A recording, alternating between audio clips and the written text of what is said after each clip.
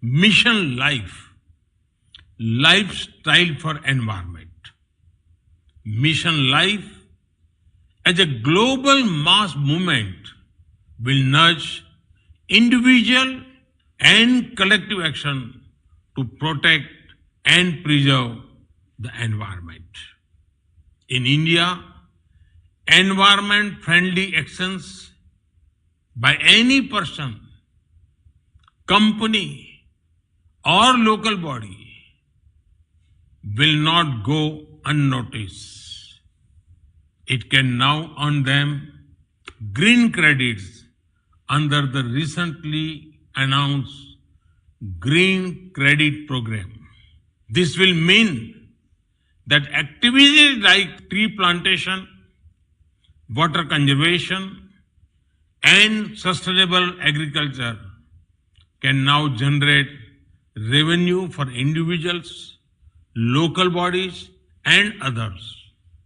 Friends, as I conclude, let me reiterate that we should not forget our duties towards Mother Nature. Mother Nature does not favor a fragmented approach. She prefers Vasudhaiva Kutumbakam, one earth, one family, one future. I wish you all a productive and successful meeting. Thank you. Namaskar. Vanakkam.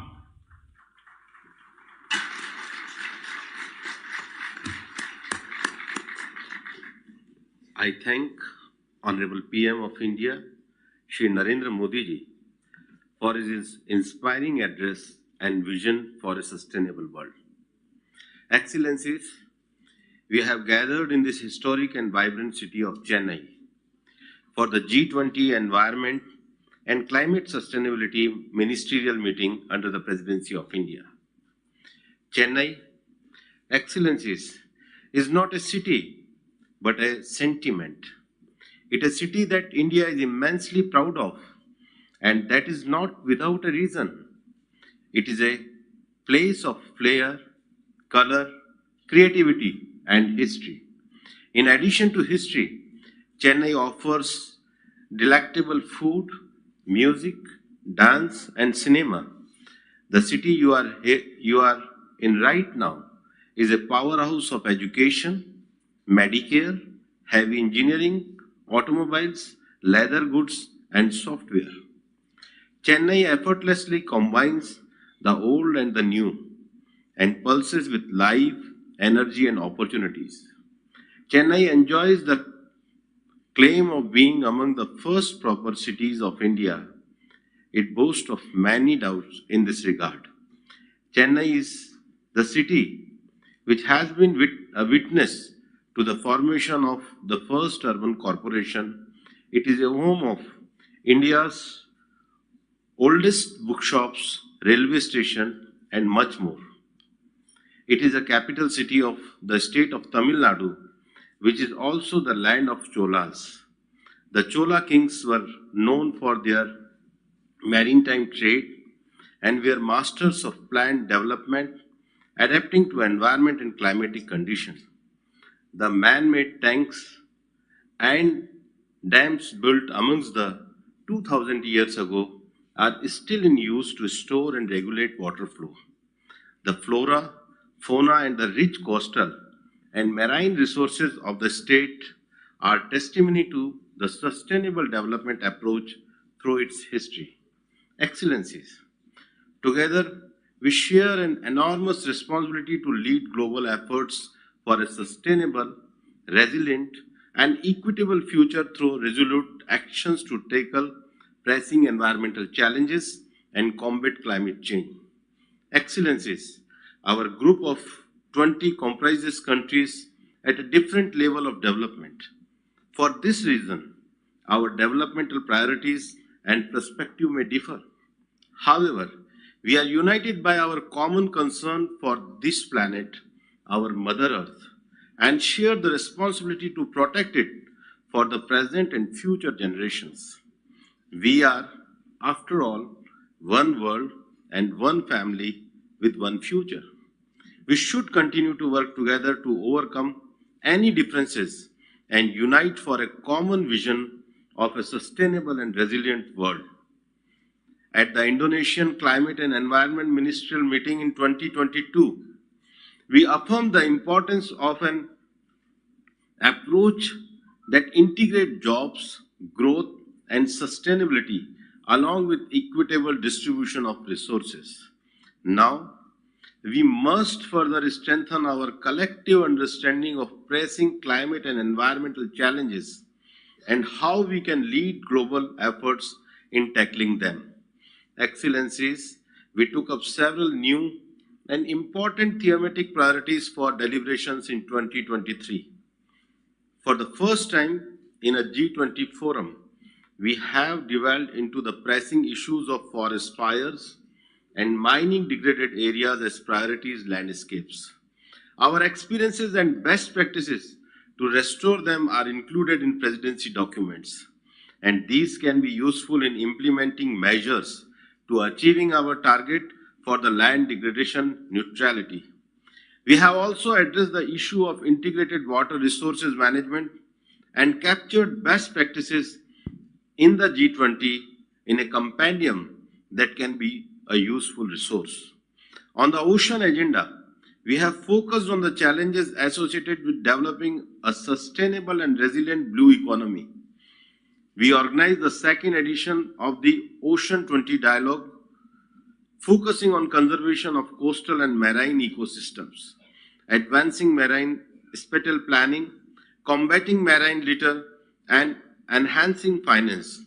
We also worked with Japan to bring out the fifth edition of the G20 report on action against marine plastic litter. We organized a mega beach cleanup event across several G20 and invited countries to draw attention to the present problem of marine litter. I would like to thank all the G20 and guest countries that participated in this event, which showed how we can build a mass movement of pro-planet people who support sustainable lifestyles and recognize the power of behavior change. I am happy to share that the G20 nations have agreed on a comprehensive set of principles of lifestyle for sustainable development through the development ministers. We have worked on developing the G20 high-level principles for a sustainable and resilient blue or ocean-based economy. These principles could be used on a voluntary basis as a framework for bringing sustainability into the ocean economy. The global ocean supports livelihood of nearly 3 billion people. All G20 member states are coastal states and have a serious responsibility to protect and conserve coastal and ocean resources and use them responsibly. Our focus has also been on promoting resource efficiency and circular economy, covering sectors such as steel and topics such as extended producer responsibility. Our efforts in the launch of Resource Efficiency and Circular Economy Information Coalition yesterday with several industry partners.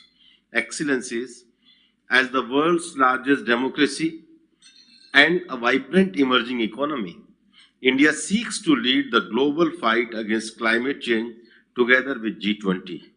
It is worth noting that India's contribution to global cumulative emission stands at less than 4%, and our per capita emissions are approximately 1/3 of the global average. India has consistently been a source of solutions, while historically not part of the problems. We have taken decisive domestic actions, set ambitious targets, and actively guided international efforts through various initiatives like the ISA, CDRI, Mission Life, and International Big Cat Alliance. Excellencies, while the world has made significant progress, we are not yet on track to reach our developmental and climate goals. We need to further our efforts in reaching our SDG targets with focus on eradication of poverty, equitable access to energy and resources, food and water security. Collaboration among nations is crucial for tackling the complex and interconnected challenges of climate change, biodiversity loss, desertification, and pollution, among others. We look forward to the deliberations over the rest of the day and to the release of the presidency and outcome documents that reflect key areas of our agreement. Our ultimate objective is to ensure universal well-being, and I am confident that the outcomes we adopt here in Chennai today will help generate critical momentum towards achieving this objective. Thank you very much.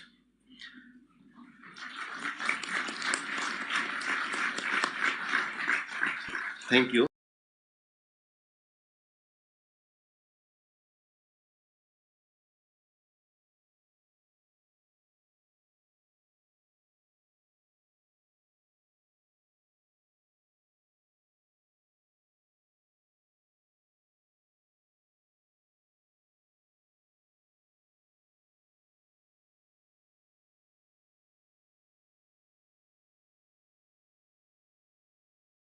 I'm always on the go, and I carry my work with me wherever I go, in my zook.